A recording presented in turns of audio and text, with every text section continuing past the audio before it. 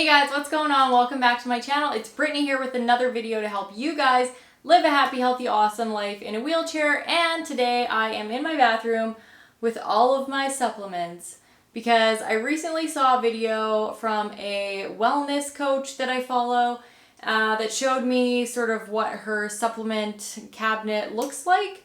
And I thought I would do the same for you guys because supplements for a paraplegic or quadriplegic or somebody with a spinal cord injury can look slightly different, or maybe not slightly different. A lot of them are the same, but there's a lot of things that are unique to the issues that we face.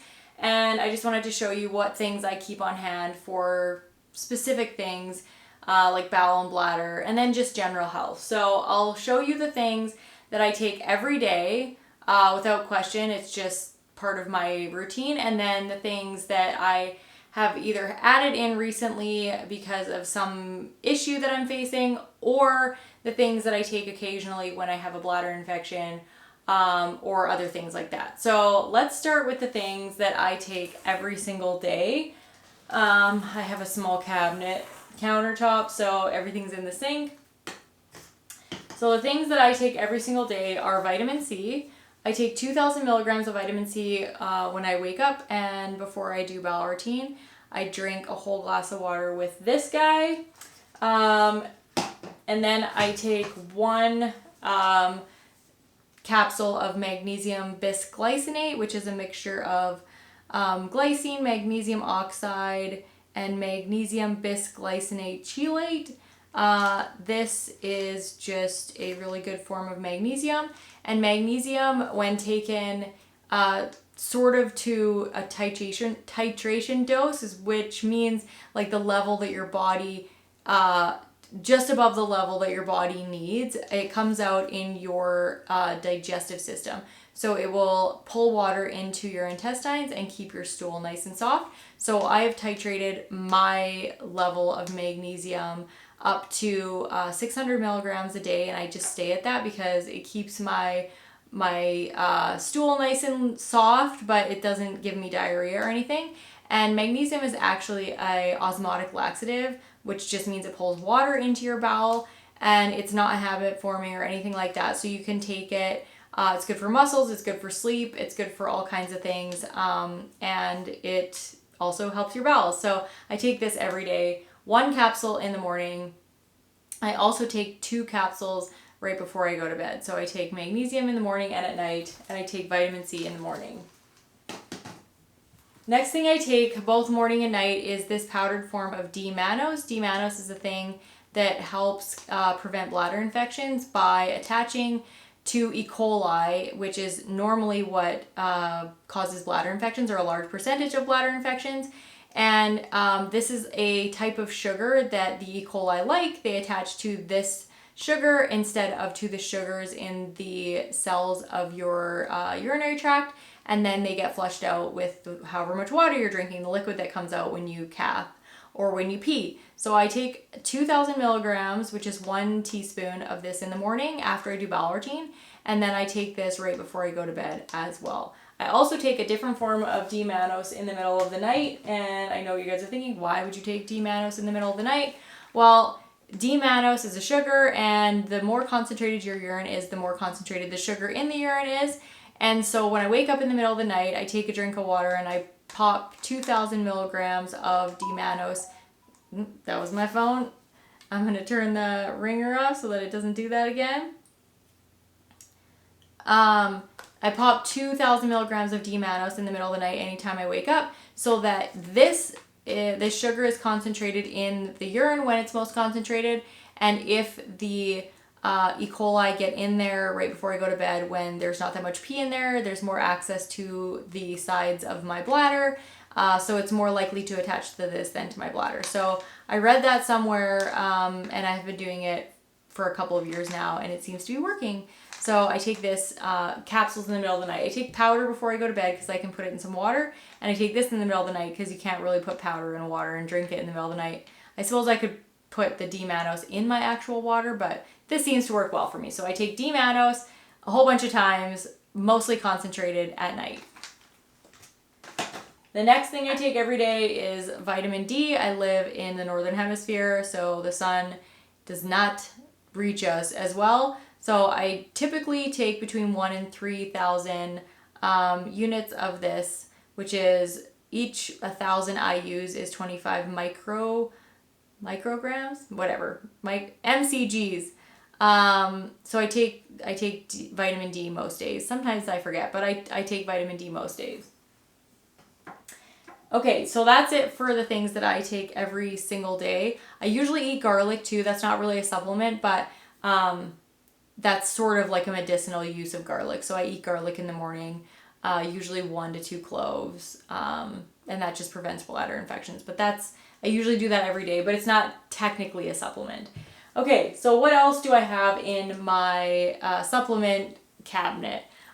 This is a probiotic called Seed. It is a really cool company that did a lot of research on the coating of the capsule so that it actually makes it through your digestive tract intact, so that the probiotics can make it to your large intestine, which is where they are supposed to live and populate. So I take this only usually when I have an issue.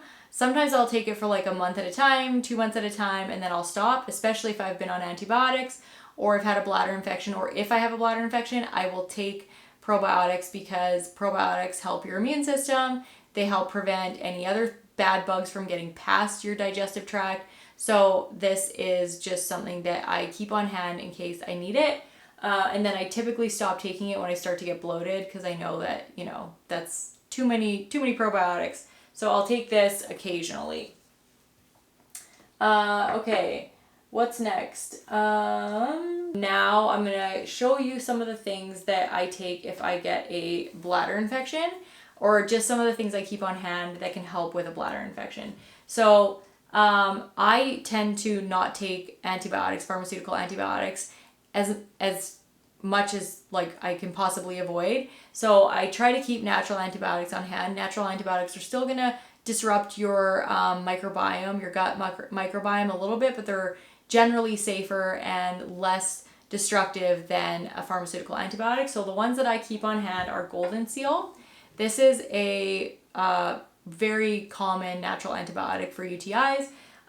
So this is one that I keep on hand. Another one is Uva Ursi, and normally I would have it in a tincture like this, but I don't have it in a tincture right now. I actually have it in this mixture. It's called Bell Bladder and Yeast Infection, and it has a mixture of a whole bunch of things in it. They also have a product called Bell Bladder Control that has a mixture of bladder supportive herbs and things that help sort of relax the bladder to help keep bladder leakage at bay. So I used to take that for a while and I usually take it after I get like a severe bladder infection that actually like requires me to take antibiotics or something like that. So I take that afterwards for a while just to like give my bladder some support. But this is something that I take at like the first sign of a bladder infection along with garlic. This is all bladder supportive herbs and natural antibiotics mixed together in a formula that you can just take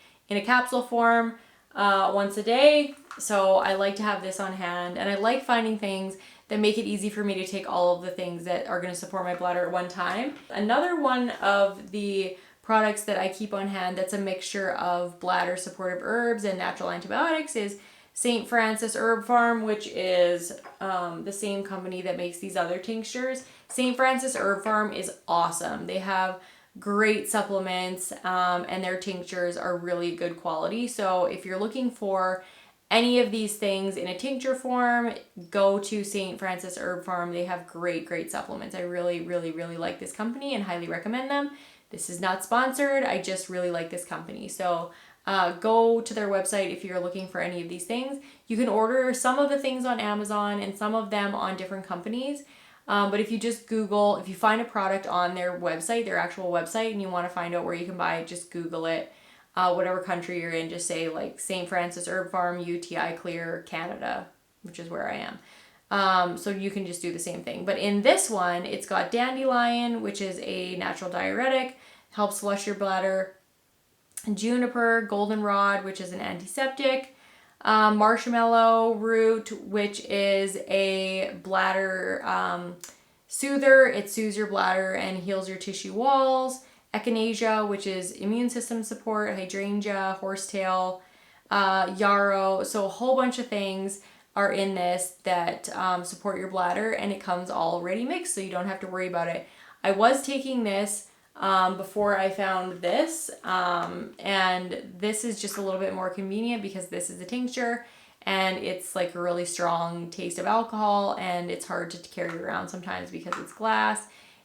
So this is just more convenient, but this worked really well too. This UTI Clear, if you have like a problem with your feet swelling and stuff, it's a pretty good diuretic. So if you want to like get rid of excess water in your body, this is something that definitely makes you pee. So if you take this, you're gonna pee a lot. So just be careful of that. So St. Francis Herb Farm UTI Clear. A couple other natural antibiotics that I have on hand are grapefruit seed extract. It doesn't have like as much research as like garlic and other things like that, or anecdotal evidence about curing bladder infections, but there are people out there that I have talked to that use this to cure bladder infections or other types of infections, and it is actually a really potent natural antibiotic, but it is broad spectrum, so it will kill your gut bacteria more than some of the other natural antibiotics, but it's one that I keep on hand just in case, you know, my bladder infection isn't responding to other things. And then the last one that I have here is oil of oregano.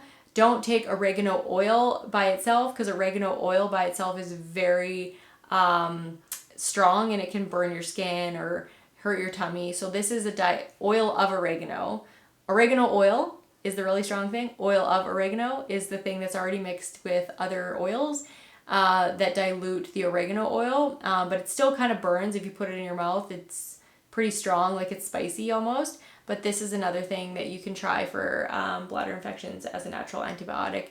It's really good for like colds and flus and all kinds of things like that. I put this on my daughter's back when she has the flu, and she tolerates it because it helps her feel better. So this is another natural antibiotic. There are loads of natural antibiotics out there, and if you Google natural antibiotics for UTIs or whatever else you're looking for, there's lots of them. Ginger, garlic, honey, all these things are antibacterial, antiviral, and for different purposes, they work great. But these are just some of the ones that I use for UTIs. Okay, so those are general things that I take every day and things for digestion. These are things that are primarily for bladder health that I keep on hand. And now I'm just going to talk about some things that are just some like general health supplements that I have. This is grass-fed desiccated beef liver. I found out that I am low in iron, and I really don't like taking like synthetic iron supplements just because they typically hurt your digestion and aren't very good for your gut. So I tend to not want to take that stuff. So I was taking these for a while. I've stopped just because, not because I have a doctor's appointment next week to actually get my iron checked. So I need to know whether I'm back up or not. So I need to know whether I'll have to keep taking these. But that's a natural form of iron in the liver. I do have this other one that my naturopath gave me, iron bisglycinate, that I was taking for a while, and I should probably be taking again until I know whether my iron stores are up.